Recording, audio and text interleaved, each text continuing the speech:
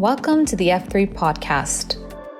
Hi, my name is Eric Yorath. I'm a principal with FIGURE3 in Toronto, and I'm very excited to be here today, continuing a conversation with Mardi Najafi, our Director of Retail Design, and my partner in crime, Suzanne Wilkinson, who oversees not only workplace design, but also the retail design studio.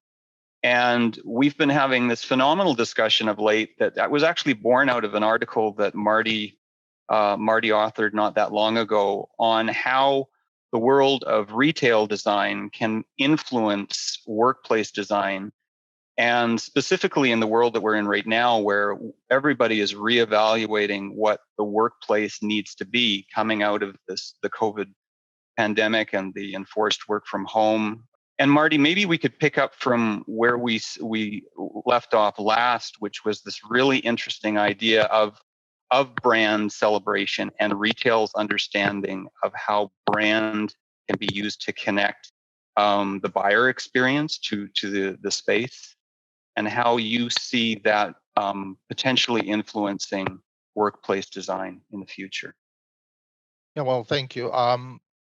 Since e-commerce picked up, well, we know it started in the late 60s, but it really picked up since 1994, and it's becoming more and more popular when the Amazons and the eBays of the world dove into our shopping behavior. What that's doing is people are in the world of e-commerce. People are less brand oriented and more moving towards convenience, if you will. Mm-hmm. And there's that disconnection with the brand. They don't necessarily shop. After that, brands picked up and started building their e-commerce platforms, like Nike, like Starbucks. They started creating that brand integration into the e-commerce world and connecting that brand influence in the shopping behavior of today's consumer. At the beginning, there was these rumors that e-commerce is going to take over brick and mortar. Eventually, that proved wrong because nowadays, a new shopper coming to this world, they don't see the difference between the e-commerce platform and the physical. They see the brand. That's what we need to learn and bring into the workplace. There is no differentiation, and there should be no difference between those experiences, and there should be a seamless integration and connection of what the brand represents in the workplace world. And obviously in the world of workplace, coming out of this circumstance, we're going to be seeing companies leveraging virtual connection to their staff more and more. So understanding understanding how their people are going to feel more connected to the place and to the company brand will become that much more important. That's a good point, Eric. I think, what's interesting is that now that, COVID happened and everyone's been deployed from the office, we're all asking the question, why do we even need an office environment? Similar to what Mardi was explaining, once e-commerce really took off and people started shopping online, retailers were wondering, well, why are we investing in our real estate, in really expensive shopping malls if people are just going to be shopping online? And the concern was that the shopping centers were going to die. And we're now in that exact same position with companies wondering, well, why do I spend money on my office? Because everybody's years after retail already figured it out. So it's kind of this enlightening thing, for me anyways, working with Mardi and saying, oh my gosh, like the retailers had to deal with this, more like 7 years ago. Yeah. And it's getting more and more and more. And we've learned with good brand strategies and good retail environments that retail hasn't died. Actually, it's becoming more exciting. And so now workplace has to think of it as well, how do we make our workplace more exciting to engage with our employees and engage with one another and engage with external people? So I think that's really exciting, and COVID's elevating that experience for work. 100%. You're 100% and ditto to everything you said. popular e-commerce platforms like Amazon, they started moving into the world of brick and mortar too, like the Amazon Go store and now the Amazon Fresh store. What their understanding is that brand connection comes to life in a physical experience. When in an online experience, that brand connection and that the voice of the brand and what the brand stands for doesn't come across as well. No matter how much you push on your social platforms, that voice would become tangible for your consumer in a full-on 3D experience. And Mardi, one of the other things that was really sort of catalyst for me and understand when we were talking about this last was this concept around loyalty, or brand loyalty, consumer loyalty programs, literally loyalty programs. How can designers of workplace better understand how to create employee loyalty to companies and that commitment to brand that retail has been mastering for so long? In order to get to the how, let's step back and see what's happening in the new shopper's mindset. In the new shopper's mindset, loyalty is no longer accumulating points or getting discounts or promotions. They go a bit deeper. The new shopper, the younger generation, they dive into what the brand stands for, what the brand voice is, what the brand culture is, and if they say something, are they standing behind it or not? Mm-hmm.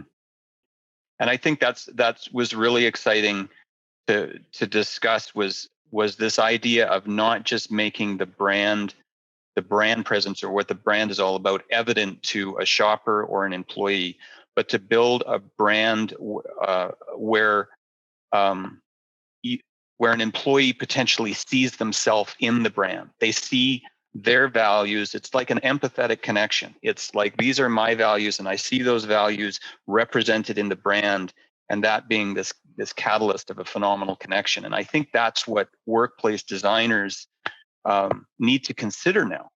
Yeah, I agree. The same principles can be held with workplace. It's inviting people in almost to like your personal social club where you connect others to the company values, but also creating those social bonds with like-minded people. And we know with research that the more that people create these connections and friendships with one another, it actually creates a deeper connection to the organization, which therefore keeps the employee more loyal to that organization. So you're gonna have less turn, less people leaving because they've created these bonds, and it may even actually attract more people to your company. So it's really exciting to me when I think about what we can do through design with workplace to bring people in, almost like taking cues from maybe the hospitality environment where you think about those social clubs that bring people together. That's kind of where I think in some ways parts of the workplace needs to go. Yeah, for sure. A great example in the retail world, a Canadian brand, Lululemon. It's not just selling yoga apparel, it's selling that lifestyle.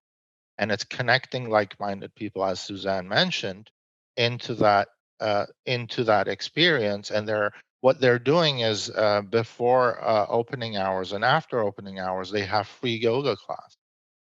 They are investing on that lifestyle and bringing people under one roof and connecting them not only in the physical space, but also on their social platform. On that same topic, we were brainstorming with Suzanne, like we do great things in Figure3. Like I'm really proud of being. But how great would it be that we share what we do um, somewhere in the space? We're trying to see how it translates in the workplace, right? In our condo, I'm part of the condo board. We recycle all the cans and the bottles, and we have a digital screen in our lobby that shows the number that the dollar amount that we're saving since we initiated this program. And it puts a smile on everyone's face when they're waiting for the elevator. They're like, yes, we're going to invest in recycling, and the money towards what we're saving goes to our social programs in our condo community. And what a connection between the people within exactly. that And we're bringing this building. like-minded people together, and we're doing social and what we believe in. So that reminds me of another point that started to develop out of this also was, if you think about the retailers, the really successful retailers of the world, they think about that experience not just within the confines of the retail store. They think about it in the environment, the facility that it's in, the journey to the facility. So what this might inform for landlords of office towers is understanding how they fit into that new interest in the total experience of the employee. How does a tenant's suite and the experience of that design fit in, and how can the landlords or the building facility support that? The first impression is so critical. What are you stepping into? Not just when I step into the suite, what have I stepped into when I step into the building? What is my first impression? You mean something outside of walking in and seeing the company logo behind the... A little bit beyond that, a little bit more than that. Yeah. A little bit beyond that. Like the retail lingo for it is decompression zone. It's that zone that you step in and you adjust yourself from the outside world with the inside world. Yeah. It's beyond slapping brands and brand colors. Yeah. No, I agree. And I think that's where, we have been seeing that in environments now where even, companies that you would think that would be more conservatives, maybe like banks, are really thinking about creating communities now and education hubs and connecting with their consumers. And also everybody's concerned now of is the workplace environment going to die, or is everyone going to work from home? And I say no, absolutely not. I think we're just kind of got a little PTSD with COVID right now, but I think that will be very apparent, and we all want to connect with one another and connect with our clients, but we want to do it in a different way. And I think this is going to be the future. Yeah. Yeah. I totally believe that office can and will emerge stronger. It's just the fact of taking the learnings of this experience and picking up cues like this discussion that we're having and coming forward and pivoting and coming in stronger. Agreed. Yeah. Guys, we could talk about this for a long time, but I want to thank you for the time and sharing this conversation with the world out there. And I look forward to continuing it and seeing where it takes us. Thank you very much. Thanks, Eric. Thank you. Bye.